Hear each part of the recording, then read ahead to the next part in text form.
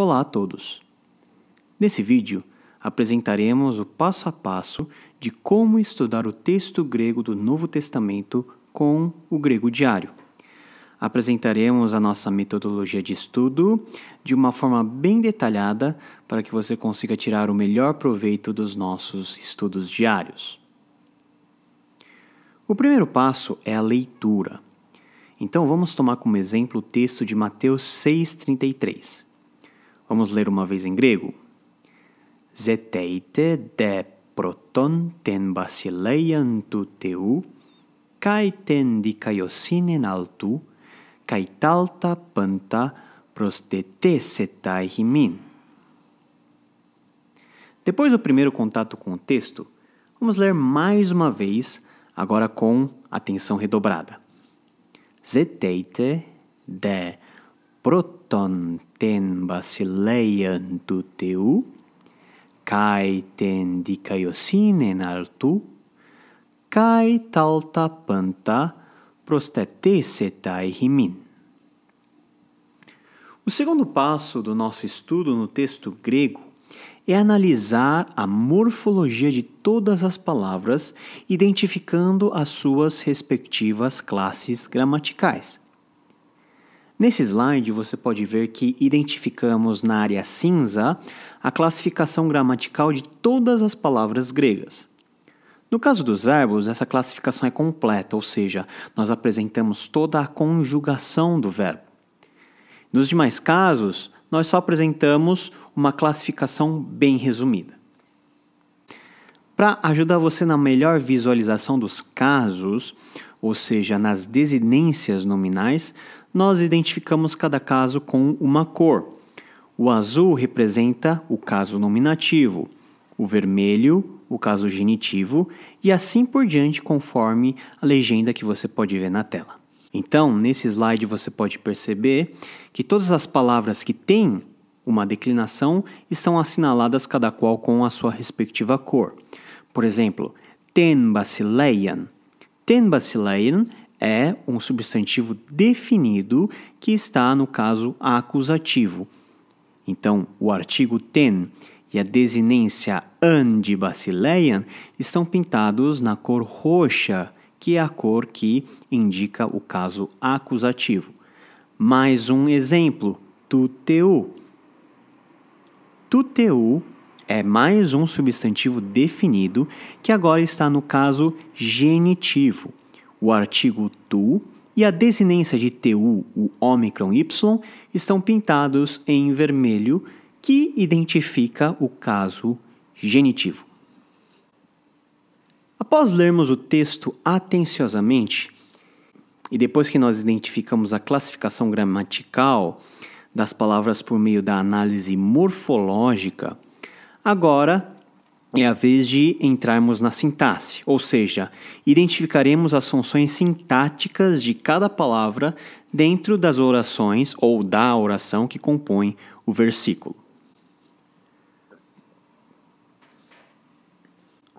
A primeira coisa que nós devemos fazer ao fazermos a análise sintática de uma oração é identificar os verbos principais. De maneira geral, cada oração terá um verbo principal. Nesse caso, o verbo zeteite e o verbo prostetesetai. Temos um verbo ativo e temos outro verbo passivo. O primeiro verbo principal é o verbo zeteite, que está na voz ativa.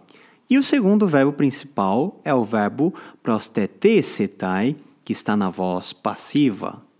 Logo, esse versículo, Mateus 6,33, terá pelo menos duas orações. Uma vez identificados todos os verbos, agora vamos dividir o versículo em duas partes. Ou seja, na oração 1, cujo verbo principal é zeteite, e na oração 2, cujo verbo principal é o verbo na voz passiva prostetesetai. Agora vamos olhar com atenção a primeira oração. A primeira oração é essa que está assinalada. Zeteite de proton ten basileian tuteu, kai ten dikaiosinen altu. Note que o verbo principal dessa oração é zeteite. A próxima palavra é a palavra de. No caso, a conjunção de é uma conjunção pós-positiva, ou seja, é uma conjunção que nunca vai estar na primeira posição de uma oração. Ela sempre estará na segunda posição de uma oração e pode ter dois significados, e ou mais. Ela pode se comportar como uma conjunção aditiva, e, ou como uma conjunção adversativa mais branda, que nós traduziríamos por mas. Então é muito importante nós analisarmos o contexto em geral de Mateus 6, 23 a 32, para determinarmos se essa oração, e particularmente se essa conjunção, segue o fluxo lógico de maneira a adicionar algum tipo de informação ou se ela vai ser um contraponto ao que foi dito anteriormente. No caso, pelo contexto, nós podemos traduzir essa conjunção pós-positiva de como mas. Na medida em que você identifica o verbo, é importante você identificar qual é o sujeito desse verbo. No caso dessa oração, o sujeito não está explícito, não está escrito no texto, mas você vai perceber que a conjugação desse verbo indica que o sujeito dessa primeira oração é a segunda pessoa do plural, vocês ou vós. Note que zeteite é um verbo que está no presente do ativo imperativo da segunda pessoa do plural de zetel. Então é busquem vocês. Vocês é o sujeito dessa oração. Agora, como que se dá a ação de buscar? Ou colocando em outras palavras, como que Jesus ordena que os seus discípulos busquem? E essa ação de qualificação de um verbo está expresso pelo advérbio proton. Lembre-se que todo advérbio qualifica a ação expressa por um verbo. Até aqui, nós podemos traduzir então da seguinte maneira: mas busquem em primeiro lugar. Ou seja, como é que os discípulos devem buscar? Devem buscar em primeiro lugar. Ou seja, devem colocar como prioridade das suas vidas o buscar o reino de Deus. A próxima etapa é identificar se o verbo principal dessa oração possui ou não algum tipo de complemento. Ou seja, será que o verbo zetel é um verbo transitivo ou intransitivo dentro dessa oração? Podemos identificar então que o substantivo definido ten basileian é o objeto direto do verbo principal zeteite. Lembrando que, na maioria das vezes, o caso acusativo vai ser um indicador de objeto direto. Então, traduzindo toda essa parte, nós temos mas busquem em primeiro lugar o reino. Mas esse reino é de quem? Esse reino é de Deus, tu teu. O substantivo definido tu teu está no caso genitivo, que pode indicar relação de posse. Nesse sentido, nós podemos classificar o substantivo definido tu teu como genitivo de posse, ou seja, o reino é de Deus. Então, nós temos a tradução completa dessa primeira linha. Mas busquem em primeiro lugar o reino de Deus.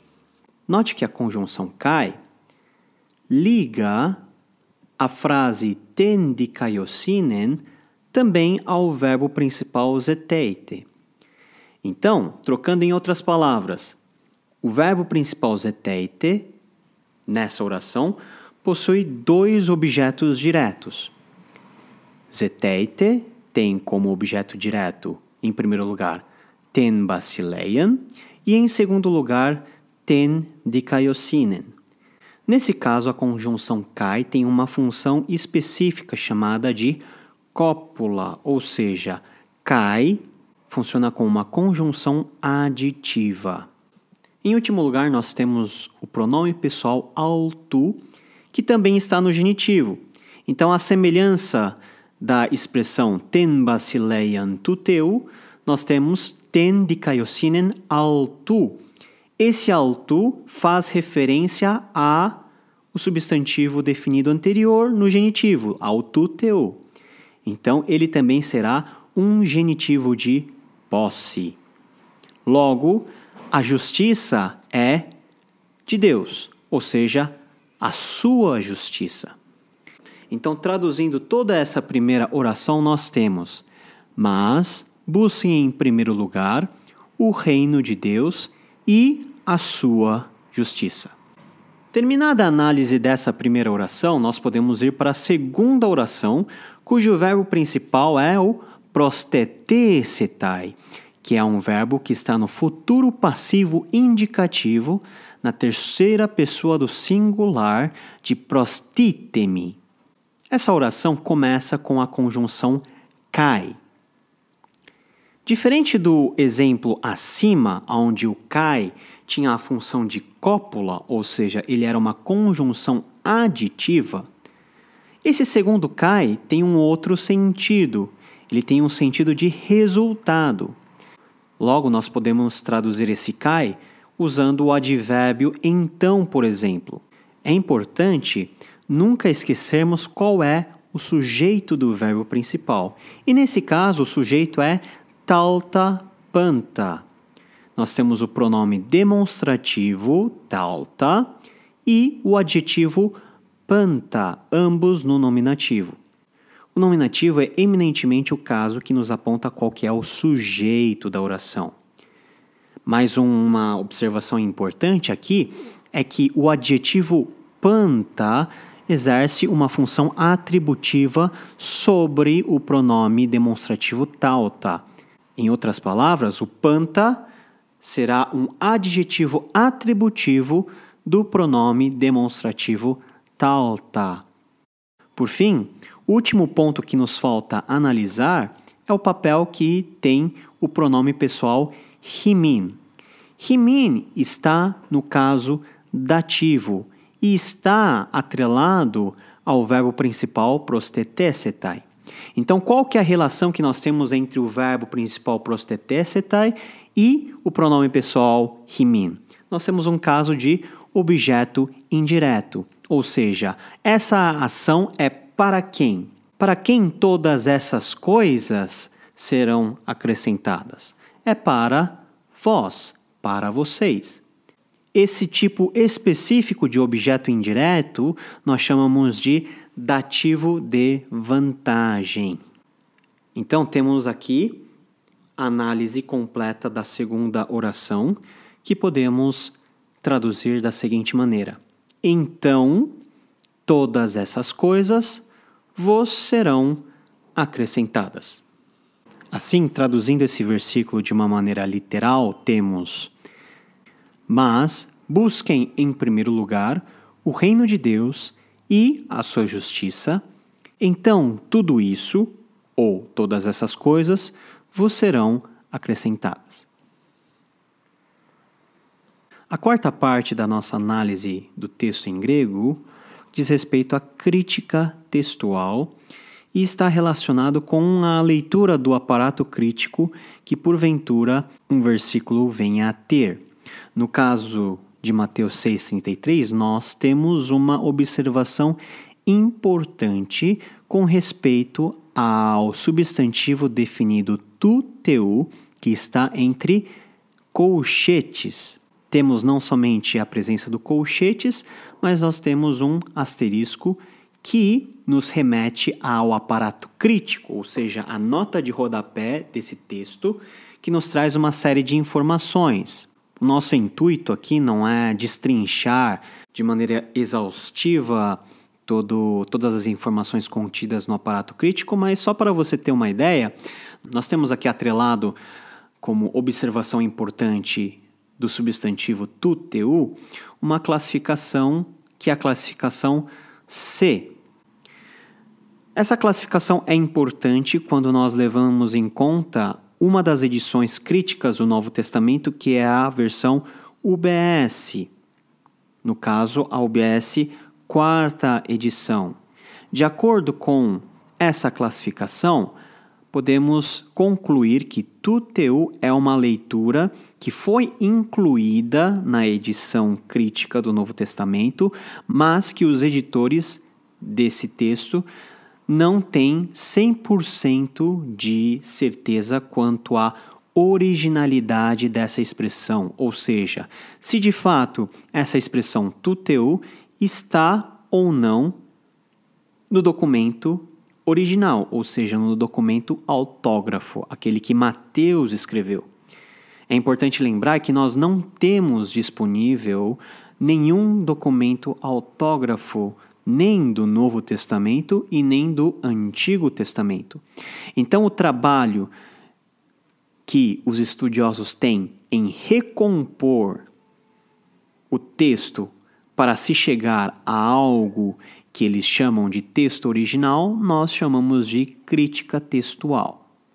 Então, essa classificação C diz respeito a o quanto os editores do Novo Testamento, no caso da UBS, têm certeza ou não quanto à originalidade da expressão em questão.